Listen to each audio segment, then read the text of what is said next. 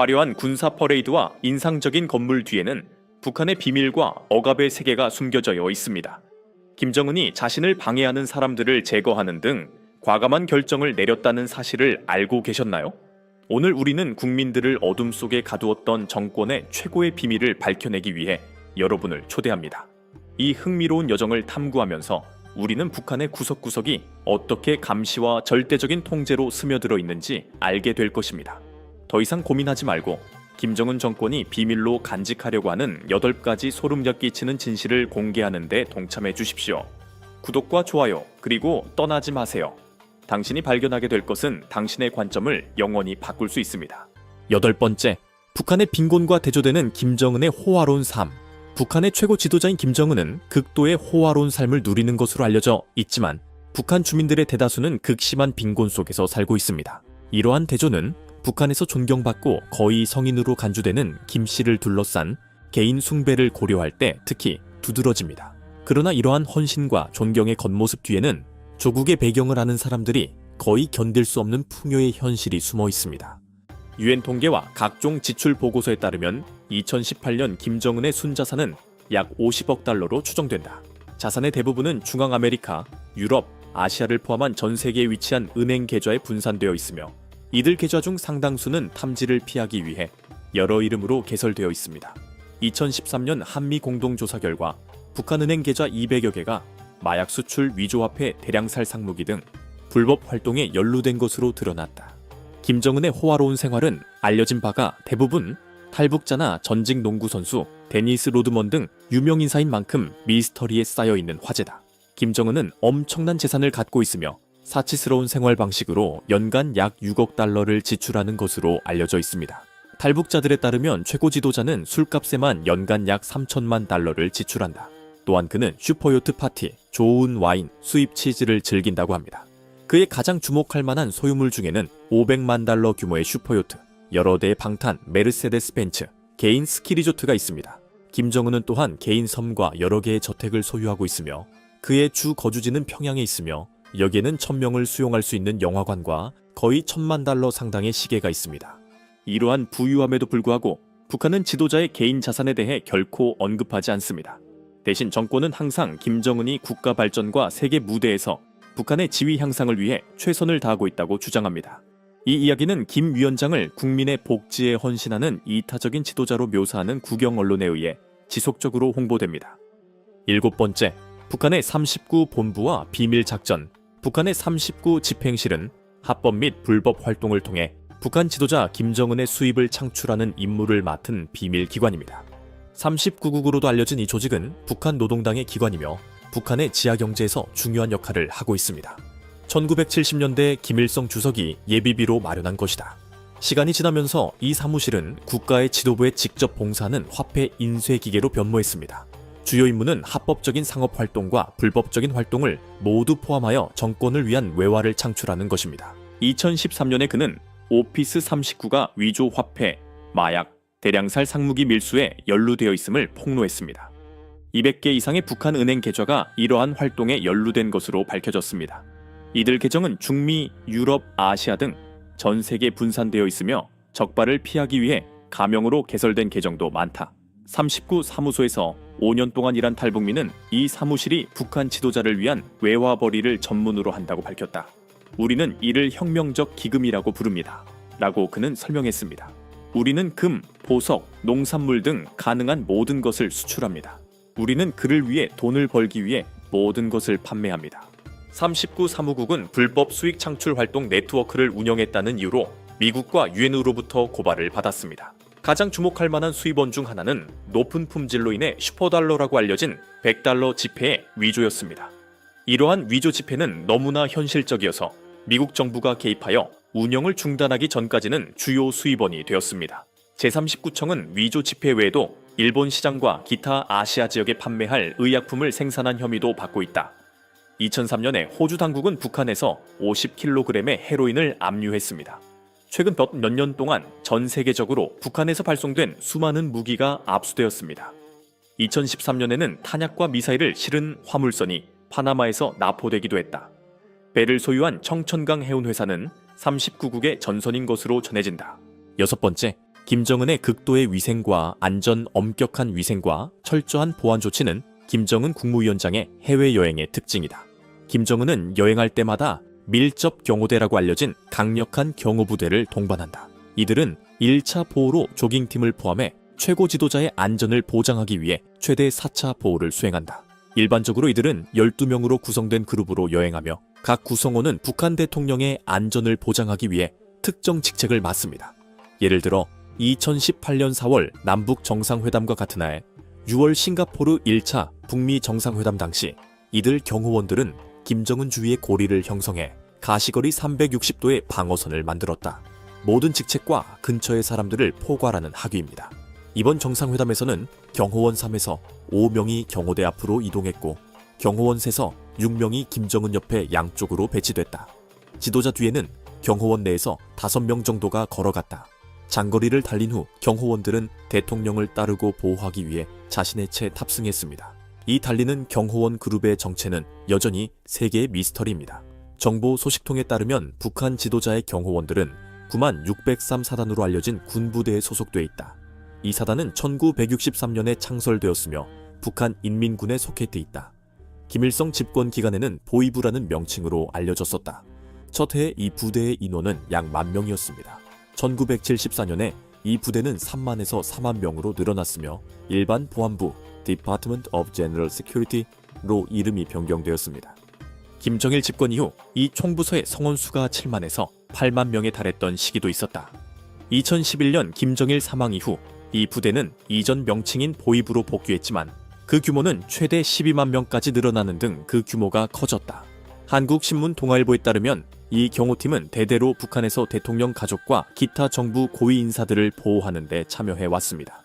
보호적 역할과 더불어 최고 지도자로서의 김정은의 권력의 원천으로 여겨지기도 한다. 김정은의 안전은 북한 정권의 최우선 과제이다.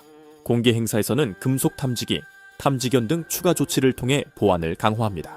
이러한 조치는 외부 적으로부터 인지된 위협과 최근 전 세계 정치인을 대상으로 한 암살 시도에 대한 대응입니다.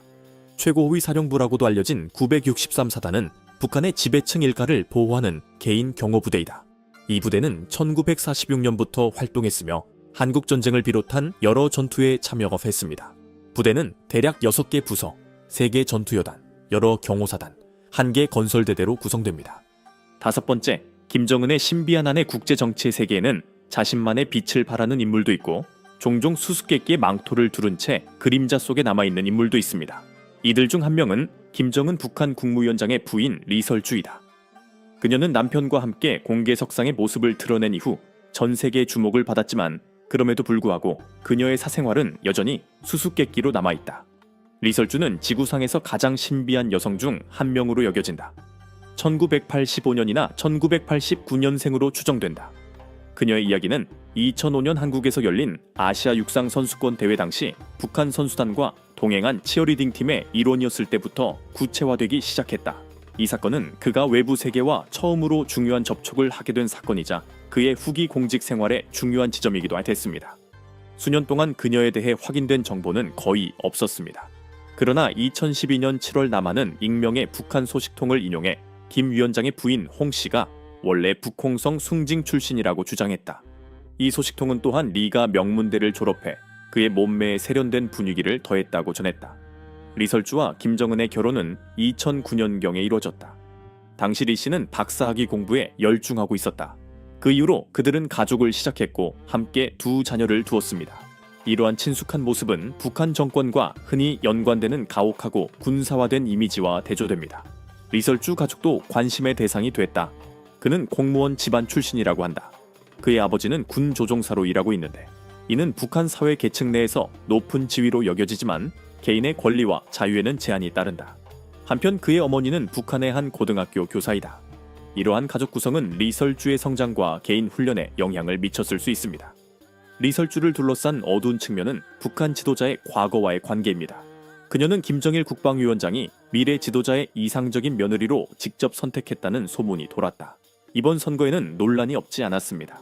어떤 사람들은 젊은 독재자의 낭만적인 과거의 흔적을 지우기 위해 일련의 비극적인 사건이 일어났다고 제안합니다. 잠깐만요. 북한의 억압에 관해 우리가 논의한 내용에 이미 충격을 받았다면 준비하십시오. 다음에 올 일이 여러분의 관점에 더욱 도전하게 될 것이기 때문입니다. 정권의 잔인함과 시민들의 생활 조건은 이야기의 일부일 뿐입니다. 이 시스템이 어떻게 유지되고 국제사회가 어떻게 개입할 수 있는지에 대해 더 많은 정보가 있습니다. 그러니 좋아요와 구독을 잊지 마세요. 마지막에는 여러분이 북한의 미래를 보는 방식을 바꿀 수 있는 놀라운 사실을 공개할 것이기 때문입니다.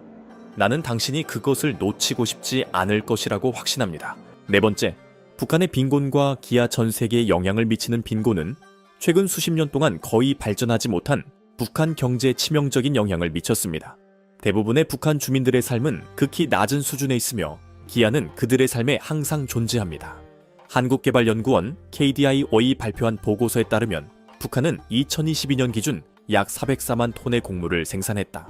그러나 북한은 인구를 공급하기 위해 매년 최소 500만 7,500톤의 식량이 필요한 것으로 추산된다.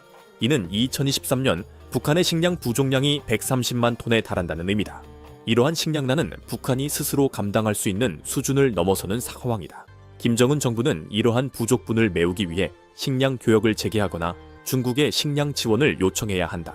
그러나 지난 1년 동안 김 정부는 이러한 상황을 해결하기 위해 별다른 조치를 취하지 않았다.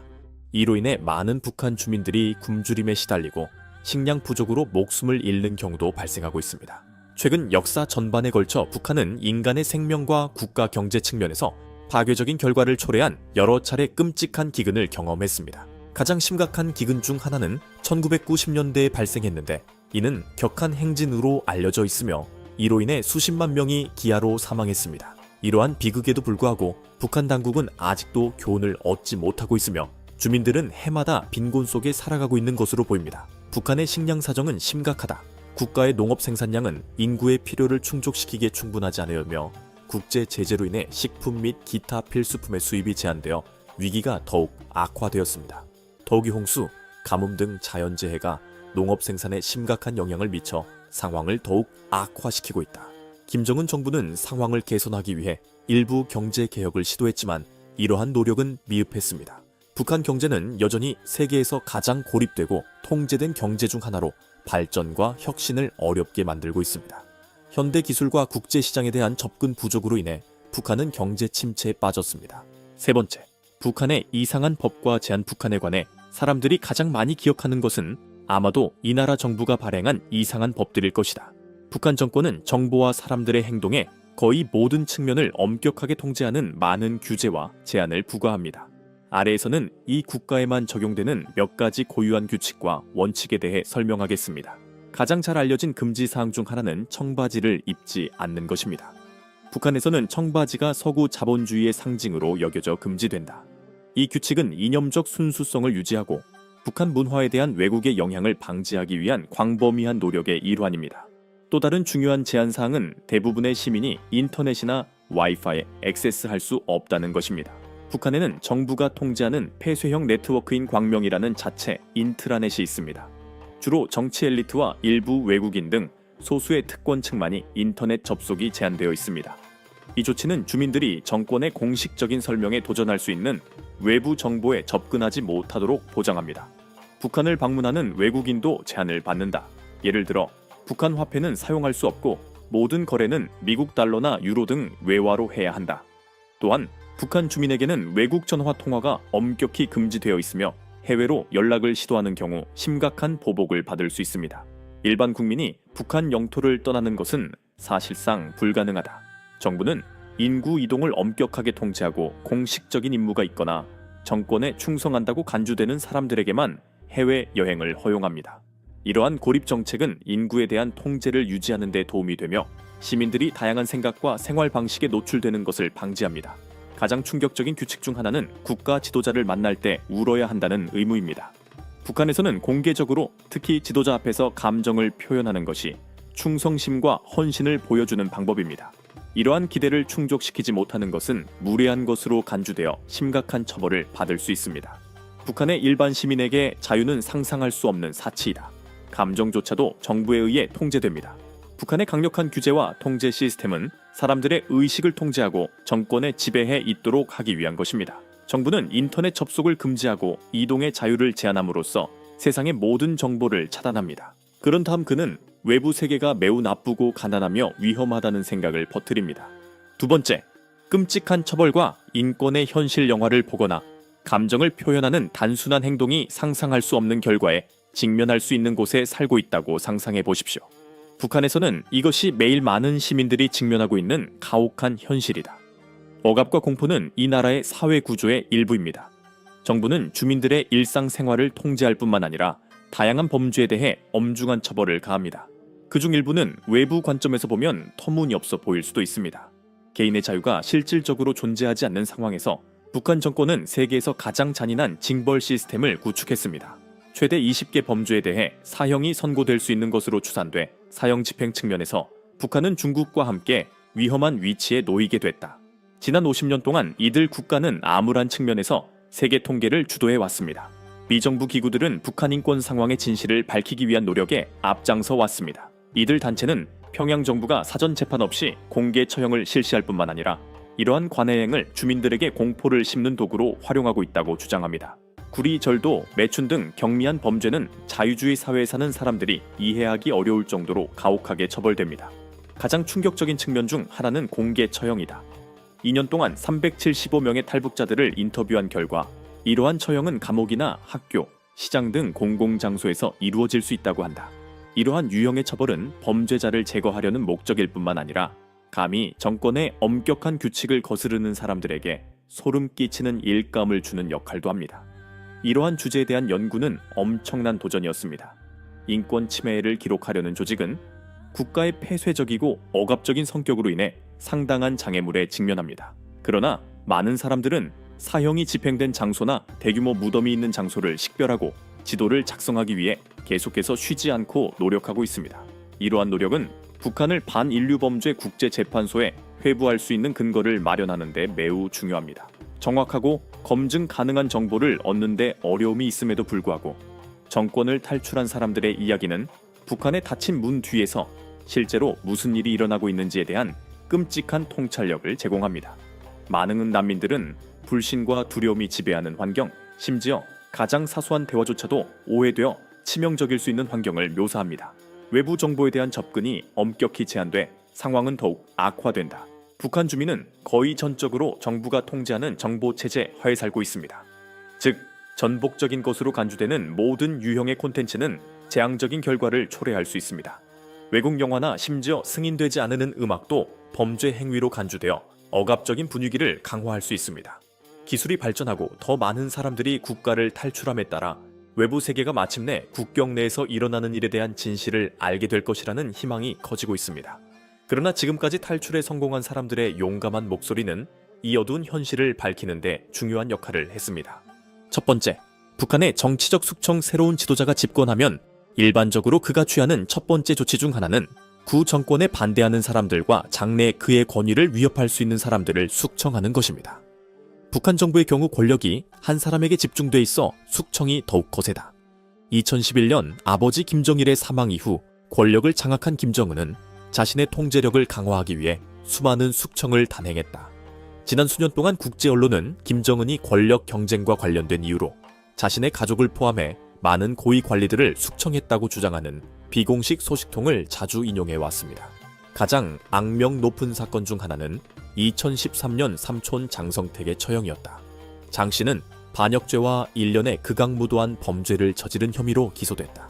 장 씨와 함께 처형된 이들 중에는 그녀의 아들, 여동생, 남편, 제시영 쿠바 주재 북한 대사, 양용찬 말레이시아 주재 북한 대사, 그리고 장 씨의 조카의 두 자녀도 포함됐다.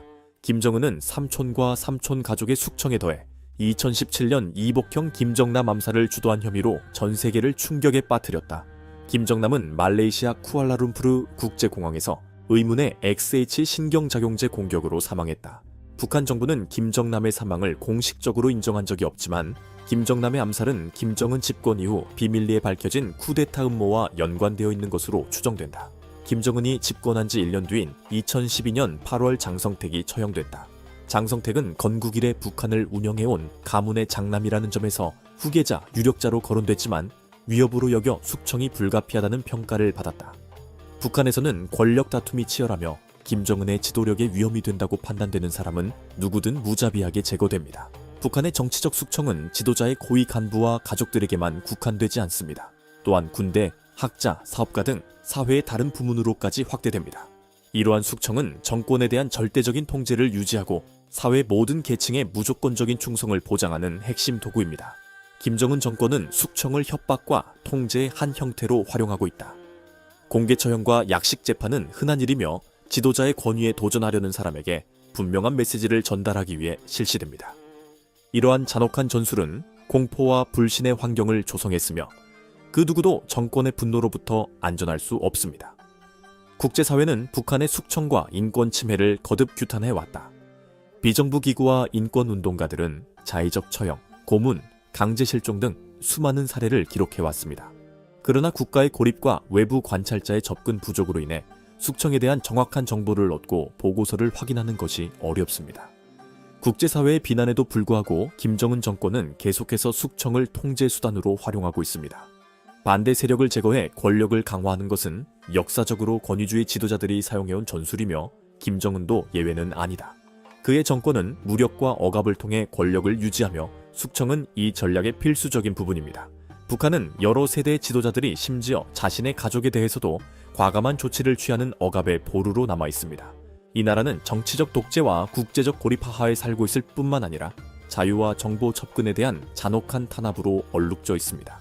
우리가 보는 것은 시민들이 직면한 가혹한 현실의 극히 일부일 뿐입니다.